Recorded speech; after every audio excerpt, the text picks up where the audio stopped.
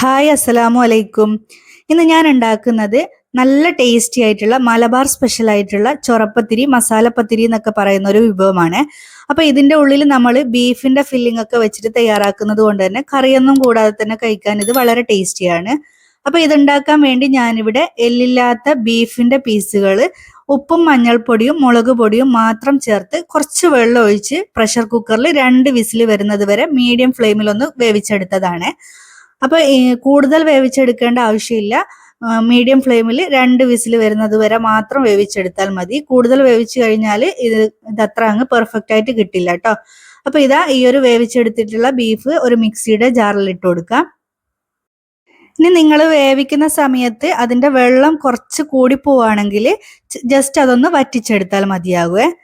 അപ്പൊ ഇതാ ഈ ഒരു ബീഫിന്റെ പീസുകളെല്ലാം ഒരു മിക്സിയുടെ ജാറിലേക്ക് ഇട്ട് കൊടുത്തിട്ടുണ്ട്. ഇനിയിപ്പോ ഇത് ചെറുതായിട്ടൊന്ന് ക്രഷ് ചെയ്തെടുക്കാം. കൂടുതൽ അരഞ്ഞു പോകേണ്ട ആവശ്യമില്ല, ചെറുതായിട്ടൊന്ന് ക്രഷ് ചെയ്തെടുത്താൽ മതിയാകും. അപ്പൊ ഇതാ ബീഫ് ഇവിടെ ക്രഷ് ചെയ്തെടുത്തിട്ടുണ്ട്. അപ്പൊ ഇത് കണ്ടോ, ഇതുപോലെ ചെറുതായിട്ടൊന്ന് ക്രഷ് ചെയ്താൽ മാത്രം മതി. പ്രത്യേകം ശ്രദ്ധിക്കണം, ഇത് കൂടുതൽ അങ്ങ് അരഞ്ഞു പോകാൻ പാടില്ല. ഇനിയിപ്പോൾ വേറൊരു മിക്സിയുടെ ജാറിലേക്ക് 2 കപ്പ് തേങ്ങ ചിരവിയത് ചേർത്ത് കൊടുക്കുന്നുണ്ട്. ഞാനിപ്പോൾ ഈ ഒരു അളവിൽ 2 മസാലപ്പത്തിരിയാണ് ഉണ്ടാക്കിയെടുത്തിട്ടുള്ളത്. നിങ്ങൾക്ക് മസാല കൂടുതൽ വേണമെന്നാണെങ്കിൽ ഇതൊക്കെ കൂടുതൽ എടുക്കാവുന്നതാണ് കേട്ടോ. അപ്പൊ ഇതാ തേങ്ങ ചിരവിയത് മുഴുവനായിട്ടും ഞാനൊരു മിക്സിയുടെ ജാറിലേക്ക് ഇട്ട് കൊടുത്തിട്ടുണ്ട്. ഇനി ഇതിലേക്ക് ചെറിയൊരു പീസ് ഇഞ്ചി ചേർത്ത് കൊടുക്കാം. ചെറിയ പീസ് മാത്രം ചേർത്ത് കൊടുത്താൽ മതി, കൂടി പോകണ്ട കേട്ടോ. ഇനി ഇതിലേക്ക് 1 ടീസ്പൂണ് പെരിഞ്ജീരകം ചേർത്ത് കൊടുക്കാം. വലിയ ജീരകം എന്നൊക്കെ പറയുന്ന ജീരകമില്ലേ, അതാണ്. ഇതിലേക്ക് ആവശ്യത്തിന് ഉപ്പും 1/2 ടീസ്പൂൺ മഞ്ഞൾപ്പൊടിയും കൂടി ചേർത്ത് കൊടുക്കുന്നുണ്ട്. ഇനി ഇത് ചെറുതായിട്ടൊന്ന് ക്രഷ് ചെയ്തെടുക്കാം. അപ്പൊ ഇതാ ഇതിവിടെ ചെറുതായിട്ട് ക്രഷ് ചെയ്തെടുത്തിട്ടുണ്ട്. ഇതുപോലെ ചെറുതായിട്ടൊന്ന് ക്രഷ് ചെയ്താൽ മാത്രം മതി, കൂടുതൽ അരഞ്ഞു പോകേണ്ട ആവശ്യമില്ല. അപ്പൊ ഈ ക്രഷ് ചെയ്തെടുത്തിട്ടുള്ള തേങ്ങ ഒരു പ്ലേറ്റിലേക്ക് മാറ്റി കൊടുക്കുന്നുണ്ട്. ഇനി നമുക്ക് മസാല തയ്യാറാക്കാൻ വേണ്ടി ഒരു പാത്രം അടുപ്പിലേക്ക് വെച്ച് കൊടുത്തിട്ടുണ്ട്. പാത്രം നന്നായിട്ട് ചൂടായി വരുന്ന സമയത്ത് ഇതിലേക്ക് 2 ടേബിൾ സ്പൂൺ വെളിച്ചെണ്ണ ചേർത്ത് കൊടുക്കാം. വെളിച്ചെണ്ണ നല്ലവണ്ണം ചൂടായി വരുന്ന സമയത്ത് അതിലേക്ക് ഒരു സവാളയുടെ പകുതി ചേർത്ത്, ഇനി ഇതിലേക്ക് ഒരു നുള്ളു ഉപ്പും കൂടി ചേർത്ത് ഈ ഒരു സവാള നന്നായിട്ടൊന്ന് മുരിയിച്ചെടുക്കാം. നമ്മൾ എടുത്തിട്ടുള്ള സവാള വലിയ സവാള ആയതുകൊണ്ടാണ് ഒരു പകുതി സവാള എടുത്തത്. ഇനി ചെറിയ സവാളയൊക്കെ ആണെങ്കിൽ ഒരു സവാള മുഴുവനായിട്ട് എടുത്തോട്ടോ. അപ്പൊ ഇതാ സവാള ഇവിടെ നന്നായിട്ട് വയന്ന് ഒന്ന് മുരിഞ്ഞ് വന്നിട്ടുണ്ട്. ഇനി ഇതിലേക്ക് ഒരു പച്ചമുളക് ചെറുതായിട്ട് കട്ട് ചെയ്തത് കൂടി ചേർത്ത് കൊടുക്കാം. എരിവ് കുറവുള്ള പച്ചമുളകൊക്കെ ആണെങ്കിൽ 2 പച്ചമുളകൊക്കെ ചേർത്ത് കൊടുക്കാവുന്നതാണ്. ഇനിയിപ്പോ ഈ ഒരു പച്ചമുളക് നല്ലവണ്ണം മൂത്ത് വരുന്നത് വരെ ഒന്ന് വഴറ്റി കൊടുക്കുന്നുണ്ട്. ഇനി ഇതിലേക്ക് കുറച്ചധികം തന്നെ കറിവേപ്പില കട്ട് ചെയ്തത് കൂടി ചേർത്ത് കൊടുക്കാം. കറിവേപ്പിലൊക്കെ എത്രത്തോളം ചേർത്ത് കൊടുക്കുന്നതോ അത്രയും ടേസ്റ്റ് കൂടും കേട്ടോ. അപ്പൊ ഇതാ കറിവേപ്പില ചേർത്ത് ജസ്റ്റ് ഇതൊന്ന് മിക്സ് ആക്കിയ ശേഷം ഇതിലേക്ക് 1/2 ടീസ്പൂൺ ഗരം മസാല പൊടിച്ചത് ചേർത്ത് നന്നായിട്ടൊന്ന് വഴറ്റിയെടുക്കുന്നുണ്ട്. ഈ ഒരു മസാല ചെറുതായിട്ടൊന്ന് മൂത്ത് വരുന്നത് വരെ ഒന്ന് വഴറ്റി കൊടുക്കാം. അപ്പൊ ഇതാ മസാല ഒക്കെ ഇവിടെ മുരിഞ്ഞു വന്നിട്ടുണ്ട്. ഇനി ഇതിലേക്ക് നമ്മൾ നേരത്തെ ക്രഷ് ചെയ്തെടുത്തിട്ടുള്ള തേങ്ങയുടെ കൂട്ടുണ്ടല്ലോ, അത് ഇതിലേക്ക് ചേർത്ത് കൊടുക്കാം. അപ്പൊ തേങ്ങയുടെ കൂട്ട് മുഴുവനായിട്ടും ഞാൻ ഈ ഒരു പാത്രത്തിലേക്ക് ചേർത്ത് കൊടുത്തിട്ടുണ്ട്. ഇനി ഇത് ഈ ഒരു തേങ്ങയുടെ ജലാംശമൊക്കെ ഒന്ന് വറ്റി വരുന്നത് വരെ ഒന്ന് വറുത്തെടുക്കാം. കൂടുതൽ വറുത്തെടുക്കേണ്ട ആവശ്യമില്ല, ചെറുതായിട്ടൊന്ന് അതിന്റെ ജലാംശമൊക്കെ ഒന്ന് വറ്റി വരുന്ന ആ ഒരു സമയം വരെ ഒന്ന് വറുത്തെടുത്താൽ മതി കേട്ടോ. കൂടുതൽ അങ്ങ് വറന്നു പോയാൽ അത്ര അങ്ങ് ടേസ്റ്റ് ഉണ്ടാവില്ല. ചെറുതായിട്ട് ഇതൊന്ന് ചൂടായി വരുന്ന സമയത്ത് തന്നെ നമുക്ക് ഇതിലേക്ക് നമ്മൾ നേരത്തെ ക്രഷ് ചെയ്തിട്ടുള്ള ബീഫൊക്കെ ചേർത്ത് കൊടുക്കാവുന്നതാണ്.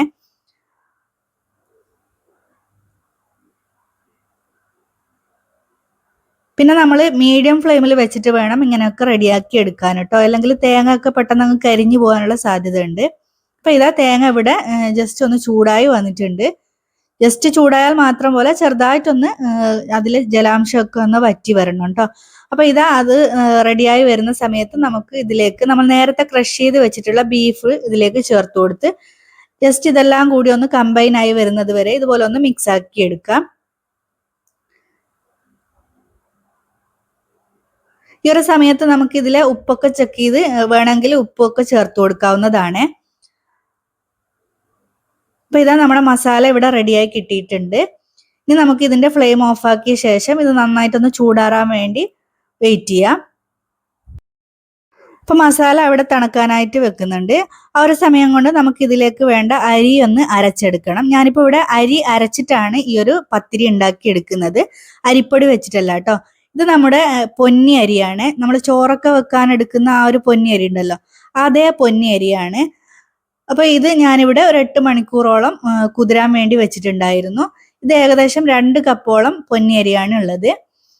അപ്പോൾ ഇനി നമുക്കിത് നന്നായിട്ട് വാഷ് ചെയ്ത ശേഷം ഇതുപോലെ ഒരു ഗ്രൈൻഡറിൽ ഇട്ടിട്ടോ അല്ലെങ്കിൽ ഒരു മിക്സിയുടെ ജാറിൽ ഇട്ടിട്ടോ ഒന്ന് അരച്ചെടുക്കാം. ഗ്രൈൻഡർ ഉള്ളവരാണെങ്കിൽ ഗ്രൈൻഡറിൽ ഇട്ട് തന്നെ അരച്ചെടുക്കുന്നതായിരിക്കും കൂടുതൽ നന്നാവുക. കാരണം നമ്മൾ ഗ്രൈൻഡറിൽ ഇട്ട് അരക്കുന്ന സമയത്ത് നമുക്ക് ഈ ഒരു അരി നല്ല ടൈറ്റ് ആയിട്ട് തന്നെ അരച്ചെടുക്കാൻ വേണ്ടി പറ്റും. നമ്മൾ മിക്സിയുടെ ജാറിലൊക്കെ ഇട്ട് അരക്കുകയാണെങ്കിൽ നമുക്ക് അരി കുറച്ച് ലൂസായിട്ടല്ല അരച്ച് കിട്ടുക. പക്ഷെ ഇതുപോലെയുള്ള ഗ്രൈൻഡറിൽ അരച്ചെടുക്കുന്ന സമയത്ത് അരി നമുക്ക് നല്ല ടൈറ്റ് ആയിട്ട് തന്നെ അരച്ചെടുക്കാൻ വേണ്ടി പറ്റും കേട്ടോ. ഇനി എങ്ങാനും നിങ്ങളുടെ അരി കുറച്ച് ലൂസായി പോവുകയാണെങ്കിൽ, അതായത് വെള്ളമൊക്കെ കുറച്ച് അധികമായി പോവുകയാണെങ്കിൽ നല്ല വൃത്തിയുള്ള ഒരു കോട്ടൺ തുണിയെടുത്ത് അതിലേക്ക് നമ്മൾ അരച്ചെടുത്തിട്ടുള്ള അരി ചേർത്ത് കുറച്ച് സമയം അവിടെ പൊത്തി വെക്കുകയാണെങ്കിൽ, അല്ലെങ്കിൽ ആ ഒരു അരി നമുക്ക് ആ ഒരു കോട്ടൺ തുണിയിലിട്ട് പിഴിഞ്ഞെടുക്കുകയാണെങ്കിൽ നമ്മുടെ അരി നല്ല ടൈറ്റ് ആയിട്ട് തന്നെ കിട്ടും കേട്ടോ. അപ്പൊ ഇതാ അരി മുഴുവനും ഞാൻ ഈ ഒരു ഗ്രൈൻഡറിലേക്ക് ഇട്ട് കൊടുക്കുന്നുണ്ട്.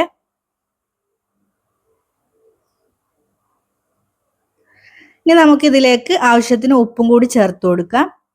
ഇനി ഇത് ഒട്ടും തരികളില്ലാതെ നല്ല സ്മൂത്ത് ആയിട്ട് തന്നെ അരച്ചെടുക്കണം കേട്ടോ. അപ്പൊ അത് അവിടുന്ന് അരഞ്ഞു വരട്ടെ. അപ്പൊ ഇതാ നമ്മുടെ അരി ഇവിടെ അരച്ചെടുത്തിട്ടുണ്ട്.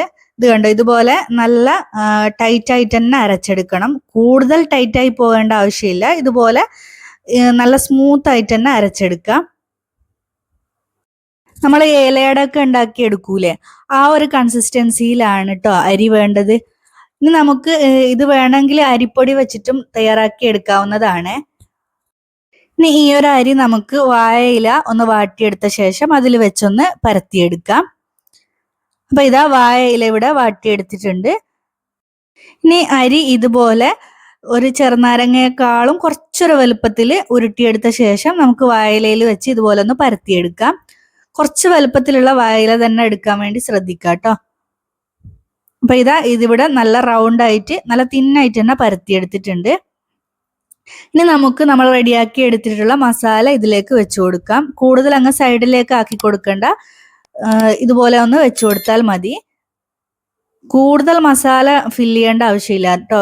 ജസ്റ്റ് എല്ലാവരും എത്തുന്ന വിധത്തിൽ മസാല ഒന്ന് ആക്കി കൊടുത്താൽ മതിയേ.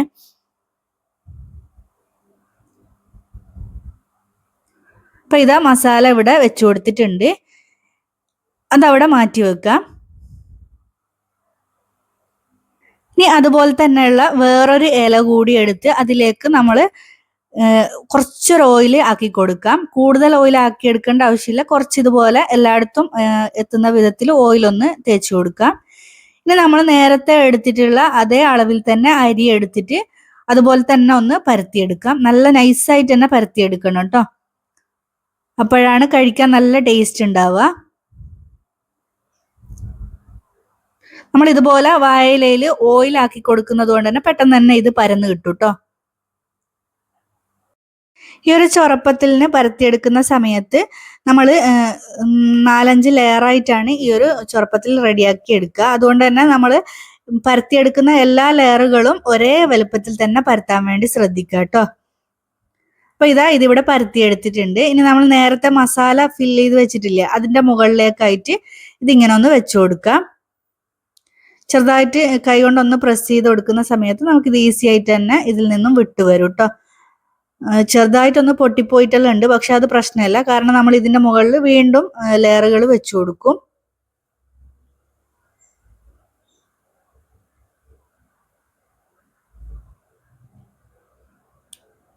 അപ്പൊ ഇതാ ഇതിന്റെ മുകളിൽ വീണ്ടും നമുക്ക് മസാല ഒന്ന് സ്പ്രെഡ് ചെയ്ത് വെച്ചു കൊടുക്കാം.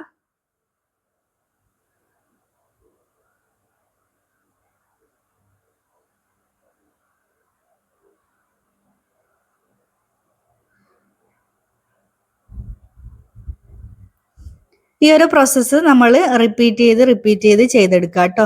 ഇത് കണ്ടോ, ഇതുപോലെ നമ്മൾ നേരത്തെ ചെയ്തതുപോലെ തന്നെ ഓയിൽ ഒന്ന് സ്പ്രെഡ് ചെയ്ത് കൊടുത്ത ശേഷം ഒരു നാരങ്ങയുടെ വലുപ്പത്തിൽ അരിയെടുത്ത് ഇതുപോലെ ഒന്ന് പരത്തി കൊടുക്കുന്നുണ്ട്. വീണ്ടും നമ്മൾ അത് മസാല ഫില്ല് ചെയ്തതിന്റെ മുകളിൽ ഇത് വെച്ച് കൊടുക്കും.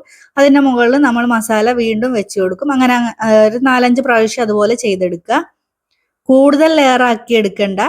ഒരു 5-6 ലെയർ വരെ നമുക്ക് വെച്ച് കൊടുക്കാവുന്നതാണ്.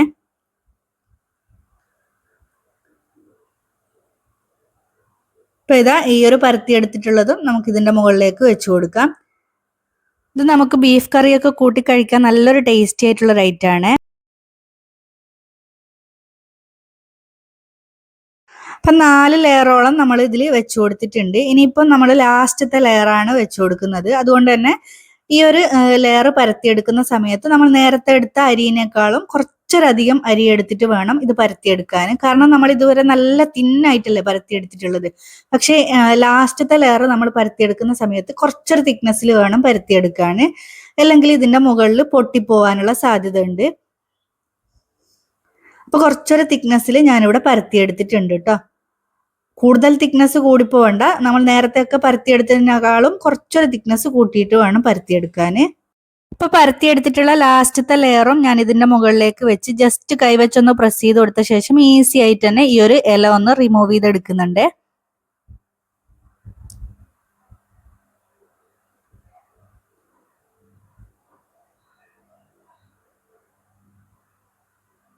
അപ്പൊ ഇതാ ഇനി ഇത് നമ്മൾ സൈഡിൽ നിന്നൊക്കെ സെന്ററിലോട്ടേക്ക് ആക്കി കൊടുത്ത് ജസ്റ്റ് ഇതുപോലെ ഒന്ന് ഷേപ്പ് ആക്കി എടുക്കാം. ഇതുപോലെ നന്നായിട്ട് തന്നെ ഒന്ന് ഷേപ്പ് ആക്കി എടുക്കുക കേട്ടോ. എങ്കിലേ ഇതിന്റെ സൈഡ് ഭാഗമൊക്കെ നമുക്ക് നല്ല കട്ടിയൊക്കെ കുറഞ്ഞ് നല്ലൊരു പെർഫെക്റ്റ് ആയിട്ട് കിട്ടുള്ളൂ.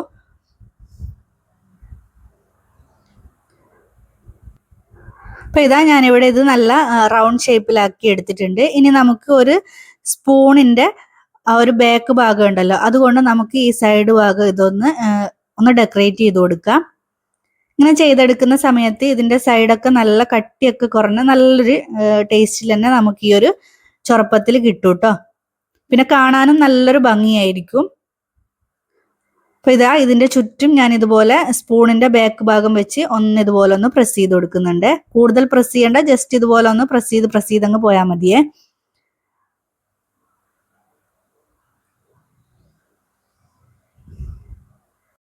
ഇനി ഇതിന്റെ മുകളിൽ കുറച്ച് ക്യാരറ്റ് തിന്നായിട്ട് സ്ലൈസ് ചെയ്തതും മല്ലിയിലൊക്കെ വെച്ചൊന്ന് ഡെക്കറേറ്റ് ചെയ്തെടുക്കാം. വേണമെന്നുണ്ടെങ്കിൽ മാത്രം ചെയ്തെടുത്താൽ മതി കേട്ടോ. അപ്പൊ ഇതാ ക്യാരറ്റ് സ്ലൈസ് ചെയ്തത് ഇതിന്റെ മുകളിൽ വെച്ചു കൊടുത്തിട്ടുണ്ട്. ഇനി ഇതിന്റെ മുകളിൽ അവിടെ അവിടെ ആയിട്ട് കുറച്ച് മല്ലിയില കട്ട് ചെയ്തത് കൂടി വെച്ചു കൊടുക്കാം.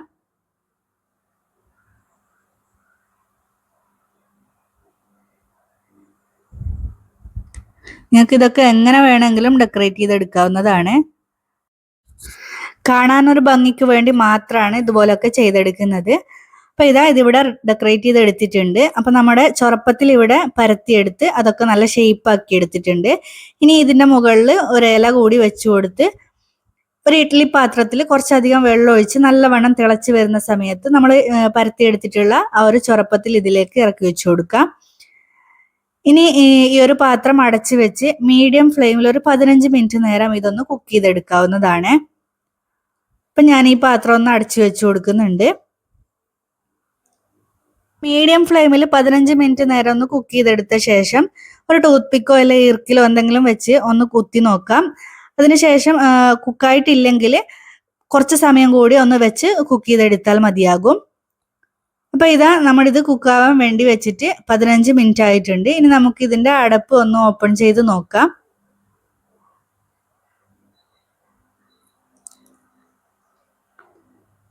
ഇനി ഇതിന്റെ മുകളിലുള്ള ഇലയൊന്ന് മാറ്റി കൊടുത്ത ശേഷം ഇതൊന്ന് ചെക്ക് ചെയ്ത് നോക്കാം. കുക്കായിട്ടുണ്ടോന്നൊന്ന് ചെക്ക് ചെയ്ത് നോക്കാം കേട്ടോ. അപ്പൊ ഇതാ ഇത് പാകത്തിന് കുക്കായിട്ടുണ്ട്. ഇനി നമുക്ക് ഇത് ഈ ഒരു ആവിപാത്രത്തിൽ നിന്നും മാറ്റി കൊടുക്കാം. ഇങ്ങനെ പൊട്ടിപ്പോവാതിരിക്കാൻ ഒരു ടിപ്പ് ഉണ്ട്. അതായത് നമ്മൾ ഇത് പരത്തി എടുത്തിട്ട് ഷേപ്പ് ആക്കി എടുക്കില്ല. ഷേപ്പ് ആക്കി എടുത്തു കഴിഞ്ഞാൽ അതിന്റെ മുകളിലായിട്ട് ഒരു ടൂത്ത് പിക്കോ അല്ലെങ്കിൽ ഈർക്കിലോ വെച്ച് എല്ലാ ഭാഗത്തും ഒന്ന് കുത്തി കൊടുത്താൽ മതിയാകും. അങ്ങനെ ചെയ്തു കഴിഞ്ഞാൽ നമ്മൾ ഇത് കുക്ക് ചെയ്തെടുക്കുന്ന സമയത്ത് ഇതുപോലെ ഇതിന്റെ മുകൾ വശത്ത് പൊട്ടിപ്പോവില്ല കേട്ടോ. ആ ഒരു സ്റ്റെപ്പ് എന്നോട് വിട്ടുപോയതാണ്. അപ്പോൾ നിങ്ങൾ ചെയ്തെടുക്കുന്ന സമയത്ത് അങ്ങനെ ഒന്ന് ചെയ്ത് നോക്കൂ കേട്ടോ. അപ്പോൾ ഇതാ ഞാനിതിവിടെ കട്ട് ചെയ്തെടുത്തിട്ടുണ്ട്. ഇപ്പോൾ കണ്ടോ, നല്ല ടേസ്റ്റി ആയിട്ടുള്ള, ഉള്ളിൽ നല്ല മസാലയൊക്കെ ഫില്ല് ചെയ്തിട്ടുള്ള ഒരു നല്ലൊരു വിഭവമാണിത്. അപ്പോൾ നിങ്ങൾ എന്തായാലും ഇതൊന്ന് ട്രൈ ചെയ്ത് നോക്കൂ. ഈ ഒരു ഇഫ്താറിനൊക്കെ ഉണ്ടാക്കാൻ പറ്റിയിട്ടുള്ള നല്ല അടിപൊളി ഐറ്റാണിത്. നിങ്ങളുടെ വീട്ടിൽ ഗസ്റ്റ് ഒക്കെ വരുന്ന സമയത്ത് ഒരു വെറൈറ്റി ആയിട്ടുള്ള എന്തെങ്കിലും ഉണ്ടാക്കി കൊടുക്കണം എന്ന് തോന്നുന്ന സമയത്ത് നിങ്ങൾക്ക് ഇതുപോലെ ഒന്ന് ഉണ്ടാക്കി നോക്കാം. അപ്പം നിങ്ങൾക്ക് പൊന്നി അരി വെച്ചിട്ട് റെഡിയാക്കി എടുക്കാൻ വേണ്ടി ബുദ്ധിമുട്ടുണ്ടെങ്കിൽ അരിപ്പൊടി വെച്ചിട്ടും ഇതുപോലെ ചെയ്തെടുക്കാവുന്നതാണ്. അപ്പം ഞാനിതെല്ലാം ഇവിടെ കട്ട് ചെയ്തെടുക്കുന്നുണ്ട് കേട്ടോ. മൊത്തത്തിൽ തന്നെ ഞാനിതിവിടെ കട്ട് ചെയ്തെടുക്കുന്നുണ്ട്.